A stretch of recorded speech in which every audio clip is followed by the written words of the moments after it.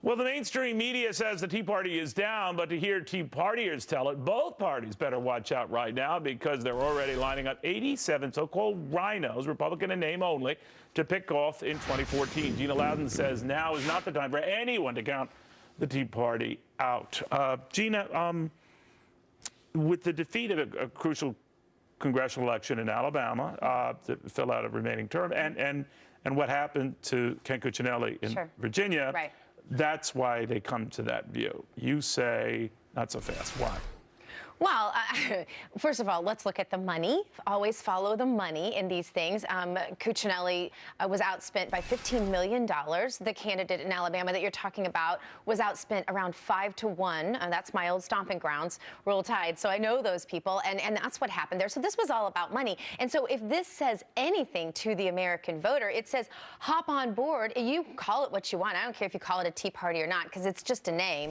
I'm saying hop on board with the people that say we want to fight the elite in Washington, D.C., and we're tired of money controlling elections. You and I have chatted about this before, but you think that the shutdown actually got people off message, and your clear and very prescient concerns about the health care law, which are coming home to roost now. They never got that because the shutdown got in the way, certainly hurt Cuccinelli, that it was valuable time wasted. It might have been a distraction, Neil, but I think if the Republicans had stuck to their guns, it wouldn't have been a distraction, because I think what the real people on the street want right now, more than anything, is leadership. They just want leadership. They just You sound like Chris Christie. That's what he said. Well, you know, and there's something about Chris Christie that does have that leadership, however blowhard we want to. But Tea Partiers don't like him. Why? Well, because he doesn't stand for Tea Party values. So you come out against. He says he does. Smaller government, tax cuts. So what is it that gets your goat? Well, I think that he's never been pressed by the establishment to take a stand, for example, on amnesty.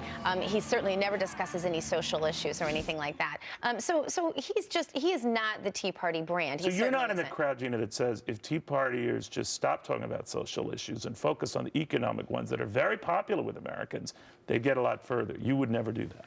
Neil, this is what I know. Every time I talk to somebody, I just talked to somebody in my hotel last night, and he was saying, he was from another country, and he was saying, Careful, where are we going here? Yeah, this sounds terrible, doesn't it? Right. And he was saying, you know, I understand your perspective as a conservative in the United States. You just don't want to pay for anyone. Your party's the party of greed. Really? And we're going to take that message to the national level and say it's really just all about the money. That's exactly how the Democrats want to paint us, is being all about the money. We're not all about the money. What we're about is having compassion for people, looking someone in the eye, a brother in the eye, and saying, you need help, let me help you. Looking into the whites of the eyes of that person, rather than saying, let me just toss that on over to government. How insincere and incompassionate is that? So if you heard more of that out of like a Chris Christie type or some of these other rising stars who are not Tea Parties per se, or share your DNA in that regard, you might be more amenable to them. But since you don't hear that, you're not.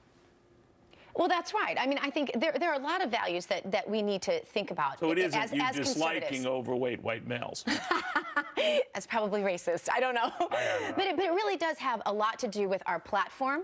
If candidates would stick to what we, the people, as grassroots, have established. We've established. But you're not afraid that you're going to torpedo Republicans who could otherwise win by targeting Absolutely these not. rhinos? They can win by leading, by sticking to our Constitution, and by sticking to our platform. But is a Democrat better than a moderate Republican who is a Republican in name only?